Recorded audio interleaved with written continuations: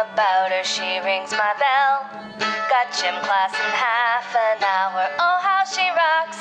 And kids in tube socks. But she doesn't know who I am.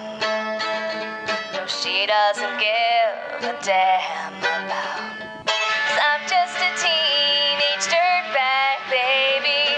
I'm just a teenage dirtbag baby.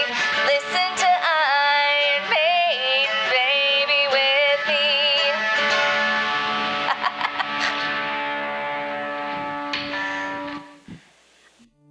Okay.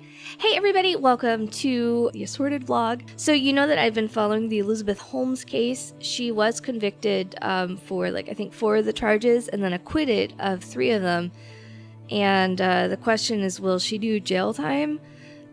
For me, I heard somebody else talking, I think Aaron Schultz, the younger whistleblower, was talking. They were asking what do you want to happen? Like, do you want her to see jail time? And he's like, oh, I don't care. Because she's been, that's what I wanted was the conviction. And I kind of feel that way as well. It's like the jail time, the punishment of that, I don't know. I just have really weird feelings about incarceration. And I think a lot of people do, but I just think that, I identified a lot with that. It's not like someone going to jail is justice in a lot of cases to some. I mean, obviously you're different people have different perspectives. And I had this really weird conversation with somebody over the holiday break. And they were like, well, criminals are in jail because they chose to be there. They chose to be there and they shouldn't get free, they get free gyms. I have to pay to go to the gym. And it's like, but they're incarcerated, it's like we're exploiting their labor. And they were totally fine with that. They were like, well, they gotta have something to do. And it's like, it was a weird feeling to be in this position with someone that actively, I was like, well, but it's still, I said, well, then it's exploitation, and it's, you agree with it or not, but it is the exploitation of this labor. And she was really kind of taken aback, like, oh, no, people don't want to, and I don't always either, face the reality of it. It is exploitation when we have prisoners doing labor for the state while they are incarcerated. That is exploitation of labor.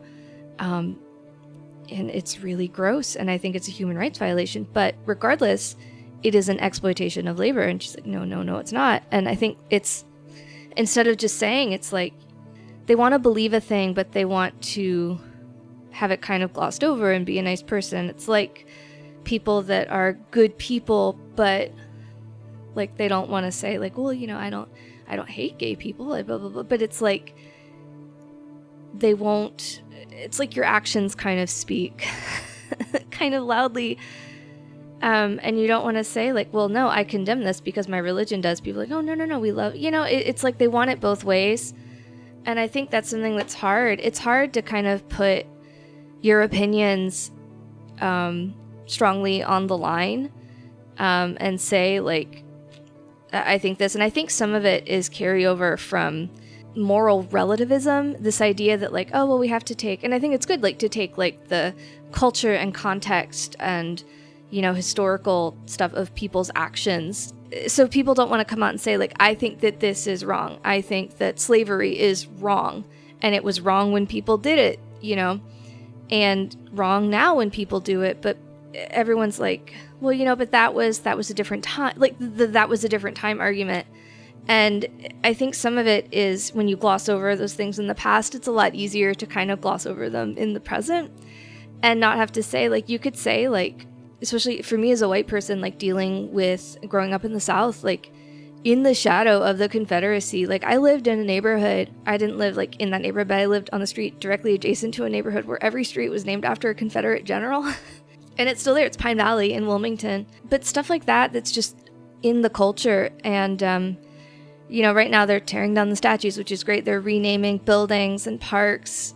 And some people are up in arms about, they're erasing the past. It's no, I don't think that, regardless of that aspect, I just think that it's okay for current generations to define their own heroes.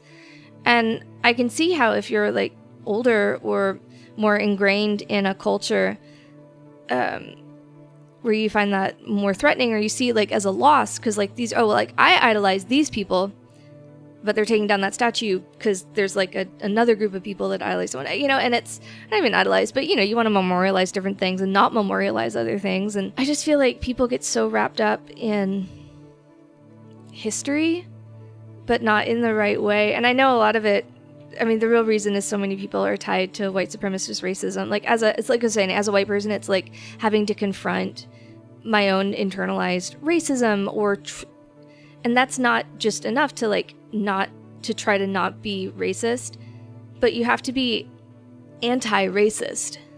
And not everybody has to take a stand on everything. I don't know what I'm saying. It's just frustrating because you feel like there's social consequences to speaking up about things. But at the same time, I don't think there's a lot of value in trying to both sides everything.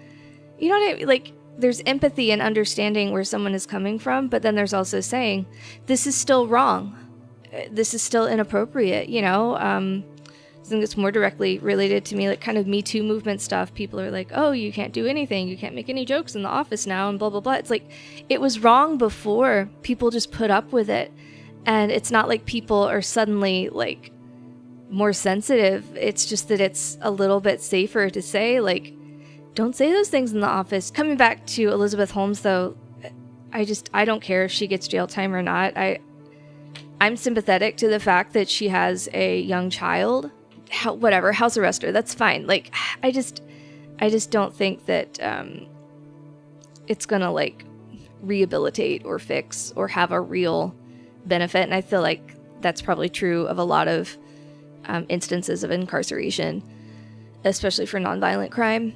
I don't care. Like, I care that she was convicted, but because she did defraud people. And I think something that was hard for a lot of women that have been following the trial, especially like as having been a woman in science, this is kind of like a worst case scenario of what people imagine. And what sucks is that that stuff shouldn't all be on Elizabeth Holmes, but so many times when you've got like the standout example of a underrepresented group in some kind of whole, a lot gets put on their shoulders. It's like, if one does something, then it's all of them. And I think that it's different from the way, the not all men, but enough men, because it's a different social dynamic.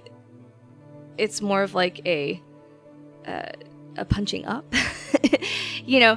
and saying like, no, this is the pervasiveness, but the reality of women in science is they're underrepresented. And when you've got like a flagship go down, a lot of people that have these harbored misogynistic ideas, like they go down, and then a lot of people use it as an example to say, oh, see, that one. And I think that there's a different dynamic than like not all female scientists versus not all men, you know what I mean? Because of the pervasiveness, when you're like not all menning things, there's enough men doing these things that it is a cultural problem with the way we stratify gender, right? As opposed to the problem of women in sciences, which is not a problem. There's not like, the problem is they're underrepresented and underestimated. And then people use someone like Elizabeth Holmes as sort of an internalized example, like being suspicious. And it's different because there are actually large groups of dangerous men, whereas there are very small groups of a very small number of like women scientist frauds. You know what I mean? Like they're not equivalent problems, and that's what I'm kind of trying to get at with some of the both side stuff. Like, you can't say like, well, not all men, but not all female scientists. It's like they're different problems. Like it's like you can't both sides them because one exists and one doesn't, and it's hard to kind of get people to want to say that. You know what I mean? Because you don't want to rock the boat, or you want to seem empathetic, but that's not empathy. That's glossing over things. So that's my rant for today. I think I'm gonna try and switch over to some. I've been practicing mandolin, and I think I hit my mandolin. I'm gonna try messing around on some songs for you today, and thank you for tuning in. All right, let's give this a shot. I have to really watch my fingers.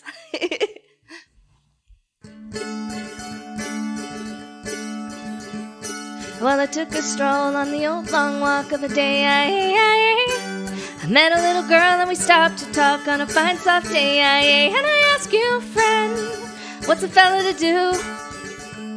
'Cause her hair was black and her eyes were blue.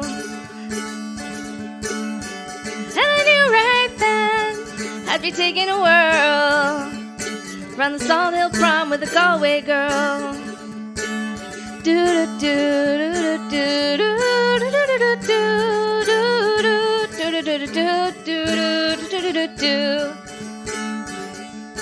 sped up a lot.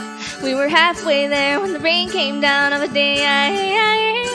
She asked me up to her flat downtown on a fine soft day. And I asked you, friend, what's a woman to do? 'Cause her hair was black and her eyes were blue. So I took her hand and I gave her a twirl, and I lost my heart to a Galway girl.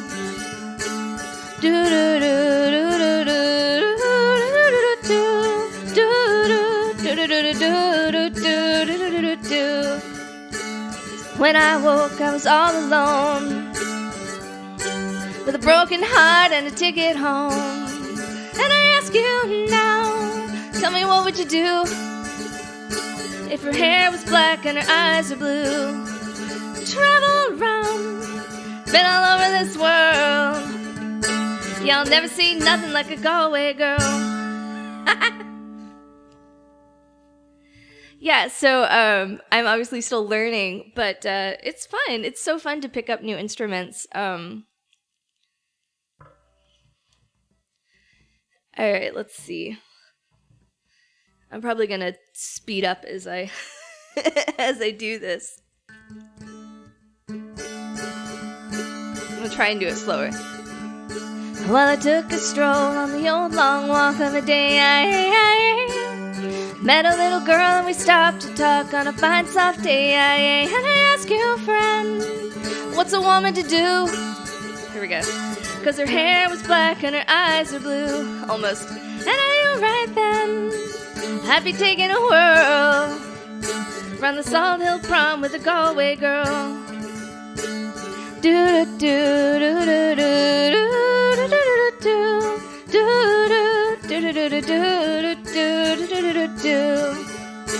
We were halfway there when the rain came down of a day.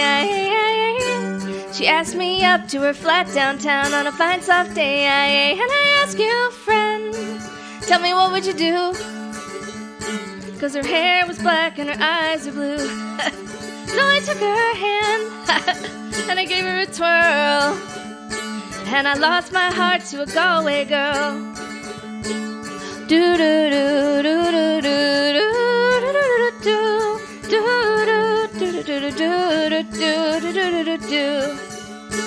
When I woke up, I was all alone, with a broken heart and a ticket home. And I ask you now, tell me, what would you do if her hair was black and her eyes were blue? I've traveled around, been all over this world. Y'all ain't never seen, y'all ain't never seen, y'all ain't never seen, y'all ain't never seen nothing like a Galway girl. No, this is fun. I like it. The first time I remember seeing a mandolin, we were at, I was probably 8, maybe 9, maybe 10. I don't think I was 10. I might have been 10. We went to Tweetsy Railroad, which is problematic, but I came from a big train family. Like, lots of people in my family worked for various railroads, and there was like they hired, theme parks hired musicians and stuff to sit and play, and he had like an A-style mandolin, and that was like one of the first times I had seen it. This was before I played guitar. That might have been in middle school. I might have just started playing guitar, but yeah, nothing sounds like a mandolin. For people that are interested, it is tuned like I think it's tuned like a violin. I don't know. It's tuned like it's in fourths, I think, but it's tuned like an like an Irish banjo or a tenor guitar share the same kinds of chord shapes. So it's funny when I'm playing, one of the things I noticed is I want to move farther up the neck and rest my thumb on this little curve. And I don't know why exactly, but I think I tend to play on guitar. Sometimes I tend to play too far forward, and then on this I'm playing too far back.